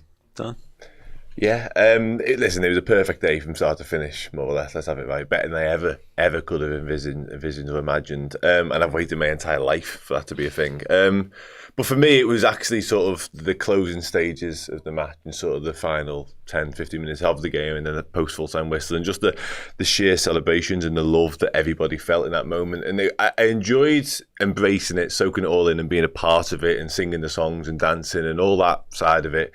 But then I had to sort of take a step back from it momentarily and just sort of think about myself for a second, and sort of think about why I was there and sort of the reasons I was there and the people that have got me there. And obviously, as you guys probably know, two of the most important people in my life aren't with us anymore. So I did sort of take a second, just think about my mum and my granddad, who took me to my first ever game, and he's the reason I became such a passionate Liverpool supporter. So yeah, it was very, very, very, very, very like heartbreaking, but also glorious at the same time. Real combination of the two things. So yeah, I had to give myself a minute and just sort of recalculate life for a second. But yeah, no, it's true though. That was what happened. You know what I mean? And that really got to me, but in the most special way, if you like. Yeah, Steve.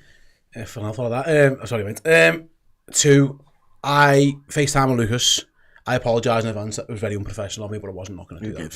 So he texted me. Yeah, we've always been super professional. He texted me saying that, Dad, we've won the league, or something like that. And I was like, I know, mate, fantastic. And then he went, can you call me? And I was like, Claire said she was with him, and she was like, your dad's live, he won't be able to talk to you. And I was like, no, I'm going to. So FaceTime with Lucas and having him cheering, like everyone. And thank you to everyone who was on the watch along, giving him like, go on, Lucas, get in, son. Like I showed him all the comments. He's walked into school today like on cloud 9. It was fantastic. That was awesome.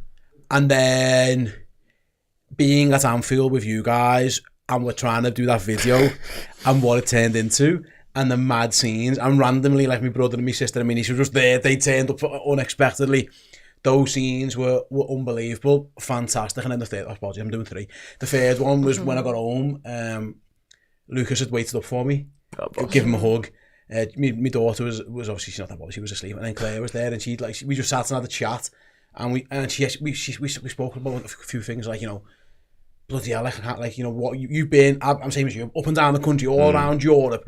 I have quit a job that was like I had a secure job in the NHS, and I quit it to go and work in football content. And you've done the same, you guys have done it as well, coming here. Like, it's a gamble, like there's nothing's given, you know what I mean? I was thinking, we do it because A, I love Liverpool, and B, I love footy, but it's for moments like that. I was so blessed to be able to do it. So we had a little conversation about like that, you know what I mean? Like, and then it's like, I don't want it to feel like we've completed the computer game, that's the next step. So like, I want it to be, there's more to come. But it was kind of like, you're right. I thought COVID, I thought 1920 had boxed me off, and it hadn't. Yeah. It absolutely hadn't. I thought, like, you know, it's when you eat a meal and you think you're full, but actually you're not. I was full after yesterday. Those flares going off, and the scene and the celebrations, and then you guys left, and I was on my own for a little bit.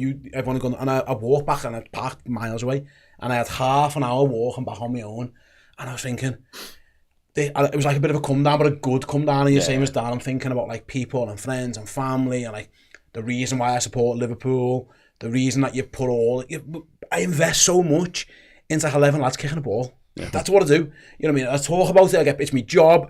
It's been everything for me, and it sounds stupid, but then if I can tell somebody, you can get to feel like how I felt at Anfield.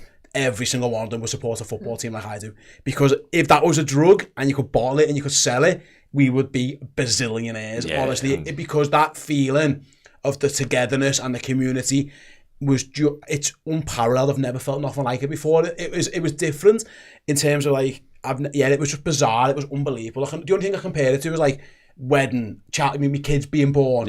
Like they're the only things that'll ever top that. That was next after those three things. It was just a monumentous day, unbelievable. Cool. I was going to say Elliot squaring up to Richarlison. I mean, Can I have another one? Yeah. That was great. Absolutely fucking brilliant. Cool. Guys, fuck me. You absolutely finished me off. I still haven't thought of one because I was so intently listening to everybody else. But I told you before, right, that I was welling up on the way, and just before I left to use when I was talking to my kids about it and stuff. I actually did cry outside the stadium last night when I spoke to my dad. Because obviously, why the hell wouldn't you? You know what I mean? I'm fucking hell. Fuck's sake. It's all good. Footy eye. Them Reds, eh? What it does to you. But this is how, like you were talking before about empathy and joy and everything else. The last thing I did before bed last night. Everyone knows my brothers are blue. Mm-hmm. I texted him and said, I hope you feel that one day.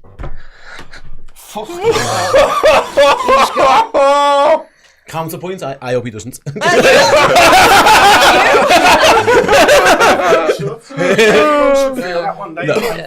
know what I mean? Everybody should feel that one day in their life. Except Evertonians.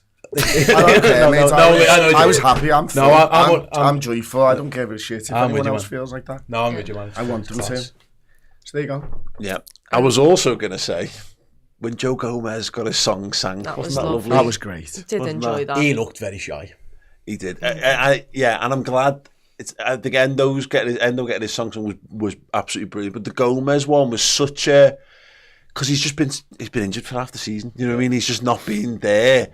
But he's been part of this whole... He's been so unlucky, hasn't he? You know what I mean? Like, to not be part... You know, whenever we've won stuff, you can point to the ways that he's contributed towards things. When we won the league title last time, you can point to that when we secured it, and it was that like chunk from like October to January, and him and Virgil van Dijk playing centre half, absolute magic. But I love the fact that we were able to give him a little bit of something. He's our longest serving player now, Gomez, isn't he? You know, so.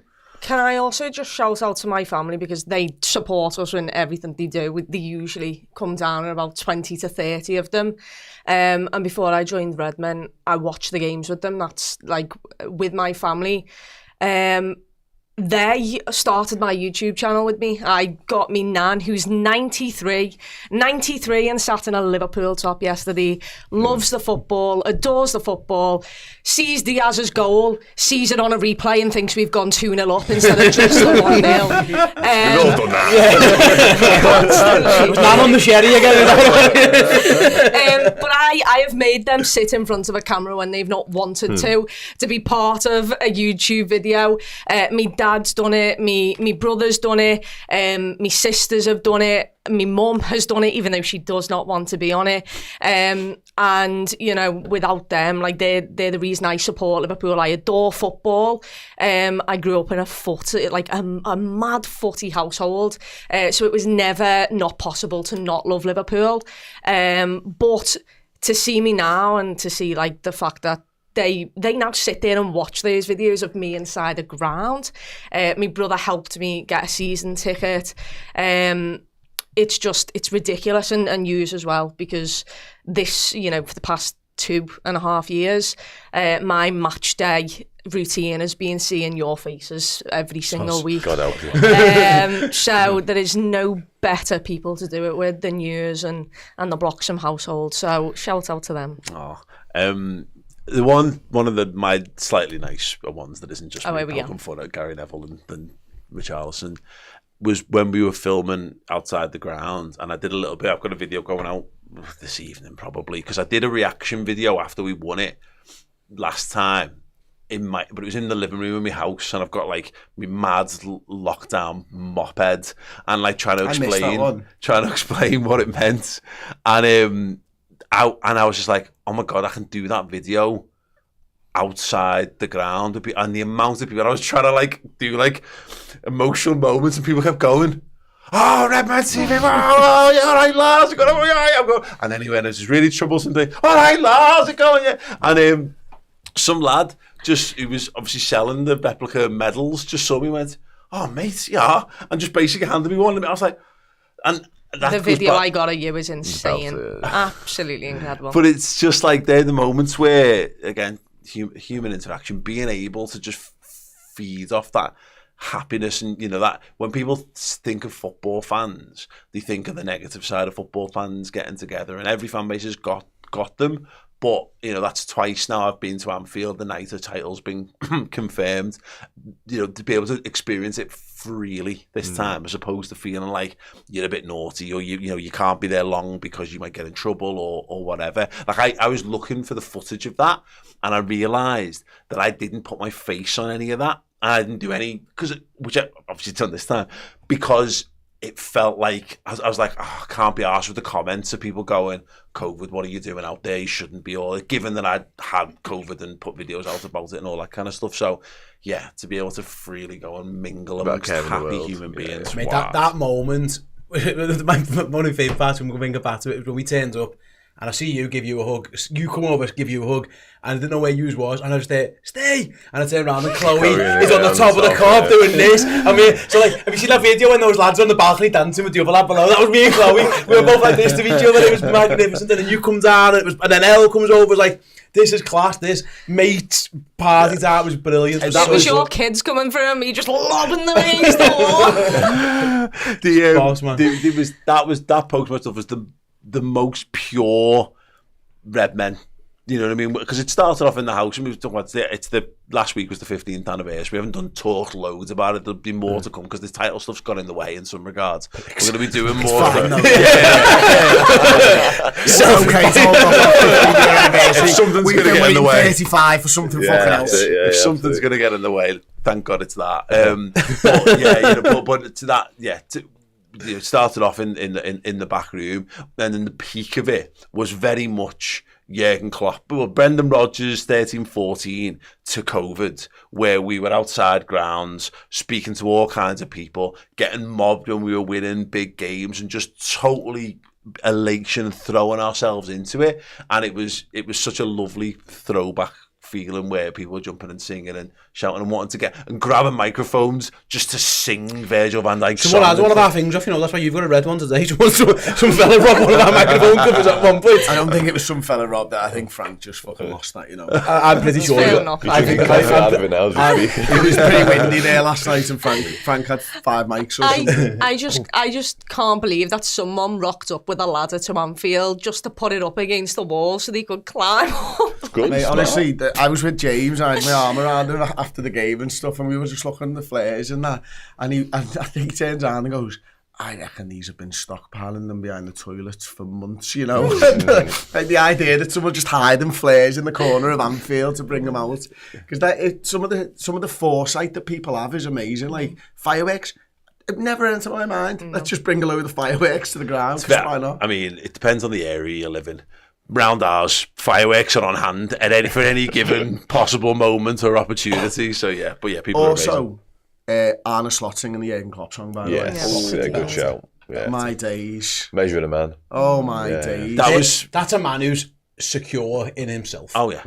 I couldn't do that. I'd be so insecure. He was like, you know what? I can do this because But the funny thing about that is, I wonder whether that almost occurred to him while he sat at home, technically still as Feyenoord manager, watching Klopp do that handover to him, thinking, if this guy, you know what, if I win the league, I'm gonna knock the strip up. But he's had that, and he's not mentioned. He's been sat talking about like hiding things, he's had this squirreled away, waiting for his moment, big smile on his face. Someone needs to ask him. Yeah, someone has to ask him that Also, question. the like 40 minutes of us just going through every player's song. Like, Wataru Endo's song, oh my God, that cutie. And the way he just bounced over with Harvey Elliott. Loved it. I got dead annoyed at Liverpool then because they interrupted. Yes. Didn't need to start with the microphone and stuff. And I was really angry with them because I was thinking, oh no, they're going to wank all over this like they did at the end of the season. Because being in the ground at the end of last season wasn't a great spectacle, was it? You know, how many people got wheeled out and all that type of stuff. But I don't think they should have, you know, interrupted that and singing the player songs and stuff. But what they did do was absolutely perfect and just enough. Couldn't hear all of it, to be honest, mainly because people were still singing and stuff. But it was a nod and it was respectful. And then it was back to us being fans controlling the event again, which is what it should be like. I'm also thankful that they didn't put like thank you for your support across all the borders, because for the Jürgen thing they did and everyone was like, oh well, that's it, and half of the stadium left not knowing that, you know, they were going to walk back round, where it just had Premier League champions everywhere, so everybody knew to stay inside the stadium. It was just that thing. I was thinking, how long do we stick around? Because I've got no idea. I've never experienced it before. I was saying to my dad last night, I've seen, you know, like laps of honour. I've seen laps of appreciation when we've had shit seasons and done fuck all. I've seen those farewell ones, and then obviously particularly the Jürgen Klopp one last year. I've seen big European wins, Barcelona, where we all hung around and you never walk alone. It was like all the best bits of all of them all piled into one. And then when I walked outside the ground, I had no idea what to expect, because I'd been in the ground by that point another half an hour or so. It should be empty outside, but it was even busier. And then I was like, what do people do? What do you do? Because like Arna's not going to walk out with the trophy and there's your focal point. But like, it just built and built and built and built, and then to the point where we were just finishing filming, it was starting to get dark, and that's when the fireworks started to make sense, as opposed to when they were going off half an hour earlier, and all the flares and smoke bombs. It was the perfect combination of every experience I've had, and we basically get to do it all again in a month. Yeah. Twice. That trophy lift and then that parade, they've announced obviously the parade today, starting at 2:30, so that's going to be a heavy night. On a Monday, we might have to put the Tuesday off, ladies and gents. Just bear in mind. It's just party time for a month now. Yeah. It's stress-free football in the best possible way. The worst football is stress-free football because you're like 8. And, yes. We've had these ends of seasons where you've got nothing to play for. Yeah. We actually have got nothing to play for because we've won it. Yeah. That's better because now it's party time. We can chill. We can have a good time. We can do what we want. You can give games. You can chase records. Make sure Chiesa gets a medal. All these kind of stuff. You can box all that off, and we can just have fun and enjoy it, because it has been stressful. Being in those title races with Manchester City, stressful. Trying to win fucking European Cups off Real Madrid, it's stressful. This is now the best type of stress-free football. We are in party mode. It's like end of the season, school kind of stuff. We're gonna have a ball, smiles on your faces. Own clothes day, toy day.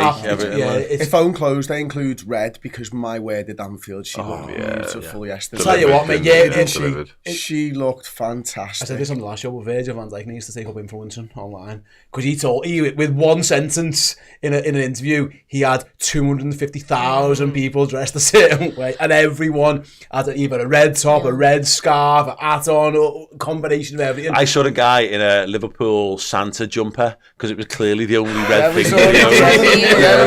Get on him. More red tops. Yeah. I don't have enough red. Get on him. Redmen.com. Honestly, in isolation, you look like a tit. Yeah. But collectively, you look gorgeous, fella. We were joking the other week when he first said, and you said to us, oh, should we wear red on the stream because Virgil said it? And our message is that it's really cool that Virgil's done that, but has he considered that red's actually not that nice a colour? But you're right. A combination. And then again, the sunshine. That's why I said on my video post-match, it was perfect. Because the weather meant that you can wear red. Because until the evening where it was fucking Baltic. Stupid cold. But anyway, yeah, we got. Can I just read one of these comments? Because it made me laugh. I do apologise. I'm hijacking it a little bit, but it said Chris, and I'll get the name in a minute. Don't worry, your brother's already had that feeling when James Tarkowski scored. That was Everton's Nirvana. Because we couldn't have won it at Anfield without your goal, my friend. Yeah, there you go. We've won the league. Your brothers had an equaliser, the 2-2 draw. Yeah, I think it was Tech. Yeah, I'll give it to him. Tech trashing was the name of that comment. I'm not Nice. taking credit. That's an absolute belter. Last question before we wrap up. Liverpool, I've got 4 games to play. They are currently on 82 points. There is a maximum of 94, therefore, available to us. The last time we confirmed the title beforehand, the lads rocked up to the Etihad pissed and got annihilated. How many points do we think Liverpool are going to get to this season, Tan Club? 90. 90. Sorry, I wasn't listening. How many? I didn't. 82. We're on 82 and there's 12 to play for, so 94 is the max. 80. I think they're going to get 7. So work that out, whatever. 89. 82. Who gives a fuck? Yeah. Honestly, They'll lose one of them. They're out now. Like, They might lose against like Chelsea this weekend because they're all pissed all week. They're not training today. They were out. There was every night last night. I tell you what, Arne Slot's interview when he does his tacticians and he has his meetings before every game. I can tell you what isn't happening before Chelsea. Stones the paddle, but it's got Bajora boobs on it. Like, Lads, you know what we're doing today against Chelsea? Party! Who gives a fuck? Maximum points. I'd like 90. Yeah, I'd like us to break 90 because I think 90 feels significant. Because what did Arsenal get last year? They've never got 90. So if we get 90 this season, everyone's sat here saying that like it's not being a competitive league. We've won it, but really it's not being a high league. Technically mean that it's less competitive. Well, yeah, it does. This is the thing that no one considers in their argument. No, but the point it means it one means, team is a lot better than yes. all of the others. Yeah. Therefore, it's not a competitive. You know what those league. people can do, right? As Chris Page, I put the other way. F-off. Yeah, kiss me hoop. Yeah. But the point that I think you're trying to make is that Liverpool How can go we have and more get than Arsenal? Liverpool go and get a title winning amount of points, a recognisable amount. Like we should have done the last time we won it, we should have broke 100. Yeah. And that was the big pain about that. 99 points meant that it never gets talked about in a weird way, even though it's the second most points I think anyone's ever won. If we could get to 94, and that's a huge ask because everyone's just impartial. There's no competitive fire left in that. It's an interesting challenge for Slot and what he can get us to that, because 94 would feel legit. Like that would be our 3rd highest points total in the Premier League ever, but still would feel like there's room to improve as well. But I agree, if we can break 90, I think I'd be made up with that. But ultimately, if they lose every other game, they're entitled to it. Yeah, I'm no not going to one phone. cares. What's going to be dead funny is if we get twatted everywhere for the rest of the games, but we're all the away ends are still bouncing and singing. We're still doing watch-alongs, laughing our heads off, and all the people who just don't know how to not be dead angry about footy won't have any way of fathoming out what to do with themselves. Honestly, do you think someone who runs a marathon and crosses the finish line a mile in front of everyone else carries on running? They don't, mate. No. They fucking stop. When you've done enough, you just stop.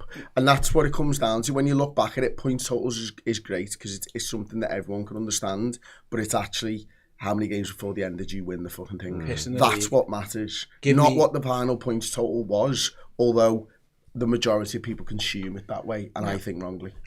Just give me those Chelsea and Arsenal Garden ones. Yes. Yeah. Give me those.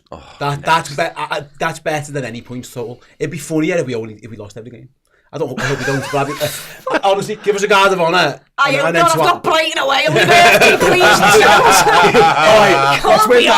Honestly, mate, I don't care. I honestly couldn't care less.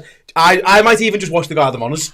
I might just do a watch along for the Guard of Honour and then just get off. Honestly. By the way, can we talk about a year? Like my birthday last year, I was absolutely sobbing as Jurgen Klopp left Anfield. He played his last game was my birthday.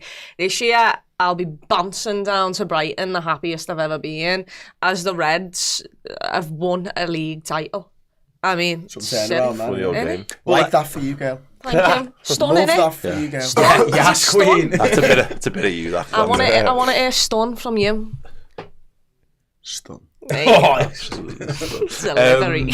Yeah, magical stuff. Absolutely. Tickets are getting a bit spenny nowadays, aren't they? Yeah. Any Scouse phrases that you want to throw in, Dan, before we finish? Right now, no. I'm quite happy. Right, everyone, if you want the laughs and fun to continue, we've done an extra show this week reacting to how the newspapers covered Liverpool's title win. That is over on redmenplus.com right now. Use the code CHAMPIONS on a monthly captain subscription and get a free month. Come and join us for whatever the fuck happens for the rest of the season. We're going to have fun regardless. Loads of stuff to come, of course, leading up to the Red Weekend. Liverpool lifting the title and then parading that bad boy, the Premier League trophy, in front of hundreds of thousands of screaming Reds. And you'll be free on Redmen Plus for that entire time.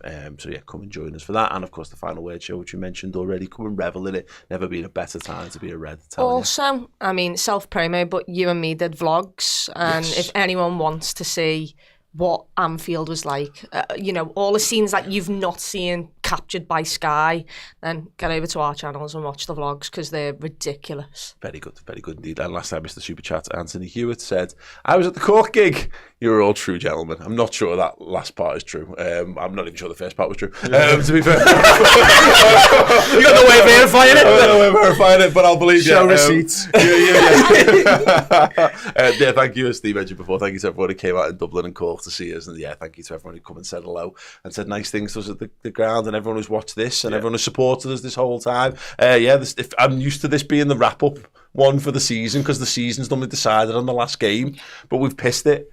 Liverpool have absolutely pissed it. Just pull the website down, closed, back next year. Just go on holiday for a month. Don't do that when we've just asked everyone to sign up for a month. Come and join us for a month. Nothing's happening. Go watch all the old stuff. We won't be here, but we'll be sound. Come and fill your boot over on Redmen Plus. Oh yeah, and one more super chat. Kenshi says, imagine winning the Premier League without playing anyone. I know, man. We haven't played anyone above us. Honestly, God. At what point is anyone going to give us a game? I know, it's mad, isn't it? Yeah, strange. Strange. Anyway, guys, have a wonderful week. We are the Premier League champions. Isn't life grand?